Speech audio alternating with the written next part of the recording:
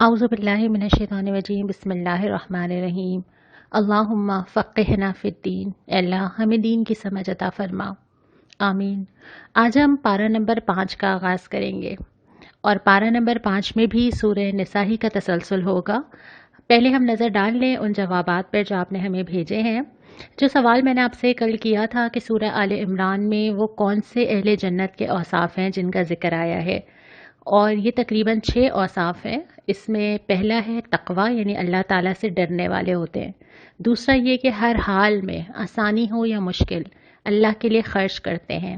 تیسرا یہ کہ غصے کو پی جاتے ہیں، اور نہ صرف غصہ پیتے ہیں، چوتھا کیا ہے کہ دوسروں کے قصور معاف بھی کر دیتے ہیں، یعنی اپنے دل کو بھی صاف کر لیتے ہیں۔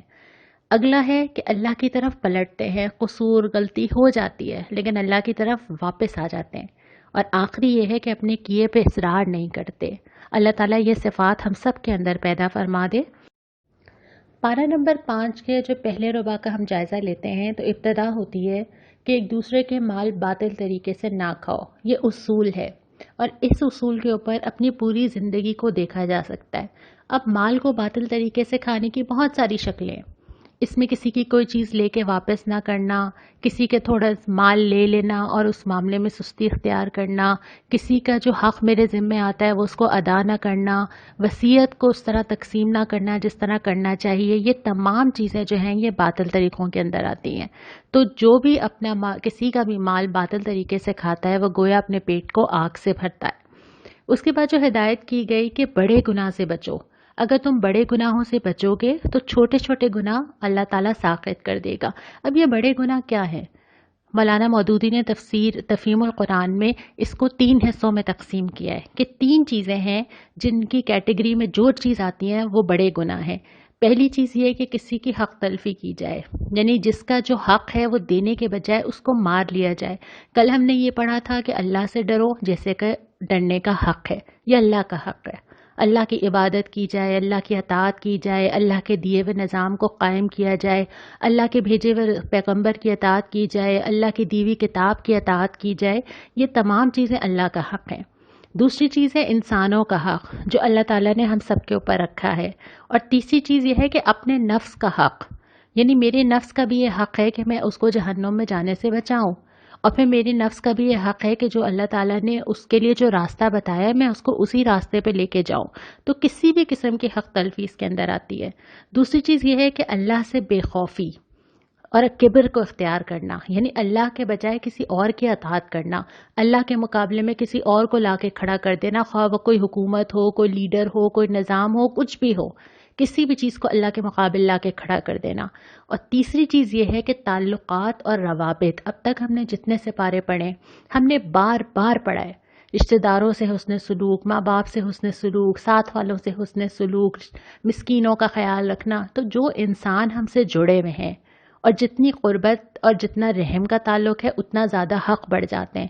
تو جتنے انسان ہم سے جڑے ہوئے ہیں ان سے تعلقات اور روابط کو بگاڑا نہ جائے، اور اگر ایسا کیا جائے تو یہ بھی بڑے گناہوں میں آتا ہے۔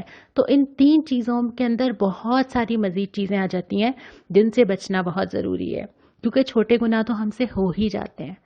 اور اس کے بعد یہ ہے کہ مرد عورتوں پر قوام ہے۔ ابھی تک ہمیں صرف ہم چھٹا حصہ قرآن کا پڑھ چکے ہیں، اور اب تک جتنی بھی آیات آئی تھیں وہ اب تک مرد و عورت کی مساوات پر تھیں، دونوں کا پیدا ہونا، دونوں کا عبادت میں برابر ہونا، دونوں کا ایک دوسرے پہ حق ہونا۔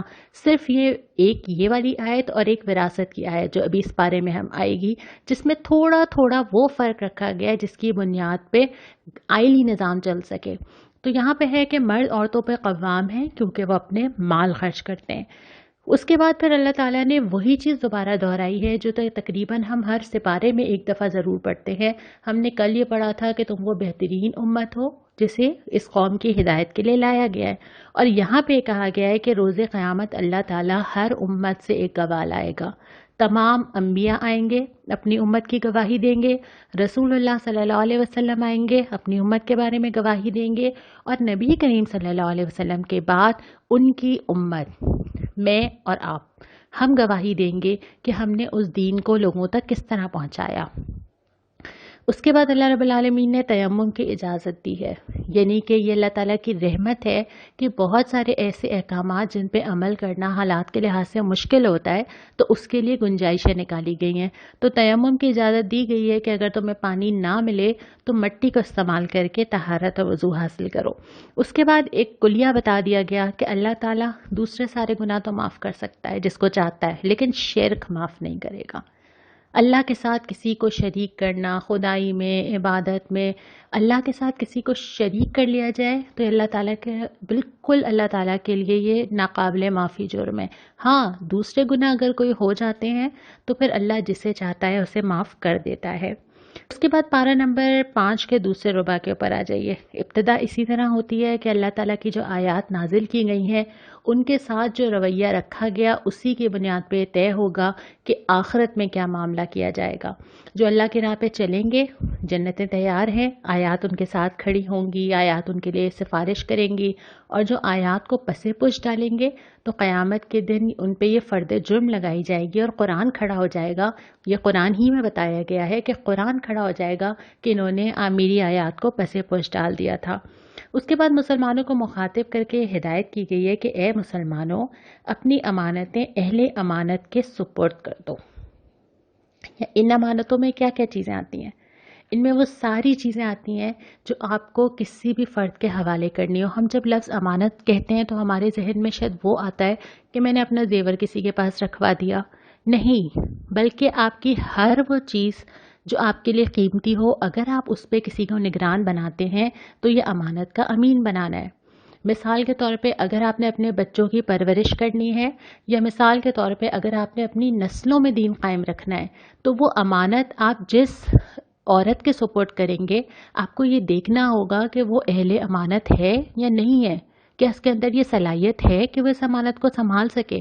پھر اسی طرح اگر مملکت کی سطح پہ آپ اپنا نظام حکومت کسی کے حوالے کرتے ہیں اور آپ یہ سمجھتے ہیں کہ وہ اسلامی نظام قائم کرے گا، تو پھر یہ آپ کی ذمہ داری ہے کہ آپ دیکھیں کہ آپ جس کو ووٹ دے رہے ہیں کیا وہ واقعتاً اس قابلیت کا یا اللہ سے اس کا ایسا تعلق ہے کہ آپ اسے توقع کر سکیں کہ وہ اللہ کی کتاب کو قائم کرے گا۔ اور یہ امانت دینا، جس طرح چھوٹے معاملات میں امانت کی ذمہ داری ہے، ویسی بڑے معاملات میں یہ ذمہ داری بہت زیادہ بڑھ جاتی ہے۔ اس کے بعد پھر اگلی جو آیت آتی ہے وہ اسلامی نظام کی بنیاد رکھ دیتی ہے کہ دنیا میں جتنی بھی مملکتیں قائم ہوں گی، جتنے بھی نظام بنائے جائیں گے، چاہے وہ سیاسی نظام ہو، چاہے وہ عدالتی نظام ہو، چاہے وہ آئلی نظام ہو، سب کی بنیاد اسی کے اوپر ہوگی، اللہ اور رسول کی اطاعت۔ اور تیسری جو اطاعت ہے اولو الامر کی اطاعت، وہ اسی کے ذیل میں ہوگی۔ یعنی جس شخص کو مسلمانوں کے معاملات کا ذمہ دار بنایا جائے گا، اس کی اطاعت بھی اسی وقت کی جائے گی جب وہ اللہ اور اس کے رسول کی اطاعت کرتا ہوگا اور اس سے باغی نہیں ہوگا، اور اگر وہ اللہ اور اس کے رسول کی اطاعت سے باہر ہوگا تو اس کی اطاعت بھی نہیں کی جائے گی۔ تو یہ جو نقطہ ہے نا، یہ جو ہمارے قرارداد مقاصد کا بھی نقطہ ہے کہ پاکستان میں کوئی قانون اللہ اور اس کے رسول کے حکم سے باہر نہیں بن سکے گا۔ یہ الگ بات ہے کہ ہم اس پہ کتنا عمل کرتے ہیں یا نہیں کرتے ہیں، لیکن قرآن کی ہدایت یہ ہے کہ ہر چیز میں جو غالب ہوگا وہ اللہ اور اس کے رسول کا فیصلہ ہوگا۔ اور پھر اس کے برعکس جو اگلی مثال دی گئی کہ بہت سے اہل ایمان ہیں جو دعوت ایمان کا کرتے ہیں لیکن رجوع طاغوت کی طرف کرتے ہیں۔ ہم لفظ طاغوت کا مطلب لیتے ہیں شیطان، لیکن اللہ تعالیٰ پورے قرآن میں ہر اس شخص کو، اس نظام کو، اس بادشاہ کو، ہر سربراہ کو، ہر انسان کے اپنے نفس کو بھی طاغوت کہتا ہے، جس کو انسان اللہ کو چھوڑ کر مانے، اور ہر انسان کے لیے وہ طاغوت مختلف ہے۔ یعنی میرے لیے وہ طاغوت کچھ اور ہے اور آپ کے لیے وہ طاغوت کچھ اور ہے۔ ہم اللہ کو چھوڑ کے جس کی بندگی کرتے ہیں، کبھی کبھی تو اپنی، کبھی کبھی گھر والوں کی، کبھی کبھی شوہر کی، کبھی ماں باپ کی، کہیں حکمرانوں کی، کہیں دوستوں کی، ہم کسی کو بھی لا کر اگر اللہ کے سامنے کھڑا کر دیں اور ہم اللہ کا حکم چھوڑ کے کسی اور کا حکم ماننا شروع کر دیں، وہی طاغوت ہے۔ اور یہ طاغوت ہم سب کے گھروں میں بھی ہو سکتا ہے، نفس میں بھی ہو سکتا ہے، اور پھر یہ عالمی سطح پہ آپ کسی کو بھی دیکھ لیجئے کہ جو اللہ سے بغاوت پر قائم ہے وہ اس طاغوت کی ایک شکل ہے۔ اور اس کے بعد اگلا جو اصول بتا دیا وہ یہ رسول اللہ صلی اللہ علیہ وسلم کی اطاعت کے بغیر ایمان قبول نہیں ہے۔ رسول کی اطاعت بھی کرنی ہے اور بلا چوچنا کرنی ہے، دل میں کوئی کھٹک، کوئی کسک نہ ہو۔ اس کے بعد ہم آتے ہیں تیسرے ربع کی طرف. اس میں جو ہے وہ منافقین سے معاملہ کرنے کے بارے میں وہی ہدایات ہیں جو ہم نے سورہ بقرہ میں پڑھی تھیں. قتل عمد کا کفارہ ہے کہ اگر غلطی سے قتل ہو جائے تو اس کا کفارہ کیا ہوگا. اللہ کے راہ میں جہاد کرنے والے اور نہ کرنے والے برابر نہیں ہیں. جو اللہ کے لیے وقت دے رہا ہے، جان دے رہا ہے، مال دے رہا ہے، وہ اس درجے پر ہے کہ بیٹھے رہنے والا اس درجے تک نہیں پہنچ سکتا. تو جس نے اللہ کے لیے جو لگایا وہی اس نے پایا. اور اس کے بعد دو اہم احکامات آتے ہیں. ایک صلاۃ القصر کا آتا ہے کہ اگر سفر میں ہوں تو نماز کو چھوٹا کر لیں. دوسرا صلاۃ الخوف کا آتا ہے کہ اگر کہیں جنگ کا میدان ہو اور جہاں ہتھیار رکھنا ممکن نہ ہو تو وہاں نماز کیسے ادا کی جائے. اس کے بعد پارہ نمبر 5 کا چوتھا ربع ابتدا ہوتی ہے اللہ کو چھوڑ کے شیطان کو معبود بنا لینے کے بارے میں. اور اس کے بعد اللہ تبارک و تعالیٰ ذکر کرتے ہیں کہ شیطان نے کیا کیا دعویٰ کیا تھا. اور بہت سارے انسان شیطان کی بتائی ہوئی راہ پر چل پڑتے ہیں. شیطان نے دعویٰ کیا تھا کہ میں مقرر حصہ لے کر رہوں گا ہر انسان کے وقت میں سے، مال میں سے، صلاحیت میں سے. تو ہم سب کے پاس جو جو اللہ رب العالمین نے ہمیں چیزیں دی ہیں ان سب میں سے حصہ کیا شیطان کو تو نہیں چاہ رہا؟ یہ سوال ہم سب اپنے آپ سے کریں. دوسرا شیطان نے کہا تھا کہ میں انہیں بہکاؤں گا اور آرزوؤں میں الجھاؤں گا. یعنی جو حاصل ہو گیا ہے اس کے بعد مزید جو ہے اس کے بعد کیا لینا ہے، کیا چاہیے. ہم سب کی زندگی کے ہر دور میں کبھی ایسا نہیں ہوا کہ ہمیں لگے کہ اب مجھے بس اب کچھ نہیں چاہیے زندگی سے. اور یہ آرزویں تو حدیث بتاتی ہے نا کہ انسان اپنی تمنائیں اور آرزویں لے کے چلتا جاتا ہے یہاں تک کہ قبر تک جا پہنچتا ہے. تو ہر وقت انسان کے سامنے ایک فہرست ہوتی ہے کہ اچھا اب میری زندگی میں یہ خواہشات ہیں. تو شیطان نے یہ کہا تھا کہ میں انہیں آرزوؤں میں الجھا دوں گا. پھر یہ کہ میرے حکم سے جانوروں کے کان وہ پھاڑیں گے، یہ اس وقت کا ایک انداز تھا، ایک رواج تھا. اور اس کے بعد یہ کہ میرے حکم سے خدائی ساخت میں رد و بدل کریں گے. اور اس میں دونوں چیزیں شامل ہیں. یہ بھی شامل ہے کہ شکل بگاڑ لی جائے اور یہ بھی شامل ہے کہ اللہ تعالیٰ نے جس چیز کو جیسے پیدا کیا اس کے بجائے اس سے کچھ اور کام لیا جائے. یعنی اگر مرد کو پیدا کیا جن کاموں کے لیے کیا اس کے بجائے اس کی ساخت بدل کے اس سے کچھ اور کام لیے جائیں. عورت کو جس کام کے لیے پیدا کیا اور بتایا گیا کہ تمہارا یہ مقام اور یہ کام ہے اس کے بجائے اس کو کسی اور کام میں لگا دیا جائے. اور یہ ساری چیزیں جن کو اللہ تعالیٰ نے پیدا کیا ان سے وہ کام لینے کے بجائے ان کے لیے کوئی اور رول اگر مقرر کر دیا جائے، یہ سب خدائی ساخت میں رد و بدل ہے. اور اس کے بعد پھر ازدواجی معاملات شروع ہوتے ہیں. لیکن یہاں پر بھی دوبارہ وہ سبق دہرایا گیا اور وہ یہ کہ نفس تنگ دلی کی طرف مائل ہو جاتے ہیں. اگر انسان اپنے نفس کے مطابق معاملہ کرے گا نا کہ مجھے کیا پسند ہے، میں کیا چاہتی ہوں، میری حدود کیا ہے، میری ذمہ داری کیا ہے، لائن کھینچی جائے، حقوق و فرائض پہ بحثیں ہوں تو رشتے کبھی نہیں چل سکتے. لہٰذا رشتوں کی بنیاد اگر رکھنی ہے تو تقویٰ چاہیے، اللہ کا خوف اور احسان چاہیے. یعنی اپنے حق میں کبھی کم پہ بھی برداشت کر لینا اور دوسروں کا حق آگے بڑھ کے دے دینا. اگر ہم ان بحثوں میں پڑے رہیں گے جس میں ہم ایک دوسرے کے حقوق و فرائض ہی ناپتے رہیں گے تو رشتے نہیں چلتے. رشتے جو چلتے ہیں نا وہ احسان کے معاملے پہ چلتے ہیں، محبت سے چلتے ہیں، اللہ سے تقویٰ پہ چلتے ہیں. تو یہ وہ بنیاد ہے جو اللہ تعالیٰ نے بار بار ذکر کیا درمیان میں. احکامات بھی دیے ہیں، حقوق و فرائض بھی بتائے ہیں، لیکن ساتھ ساتھ یہ تلقین بھی کی ہے کہ یہ سارے اصول، یہ سارے ضوابط، یہ سارے احکامات دھرے کے دھرے رہ جائیں گے اگر تمہارے دل میں خوف خدا نہیں ہوگا. تو خوف خدا کی بنیاد پہ ہی یہ تمام چیزیں جو ہیں وہ چل سکتی ہیں.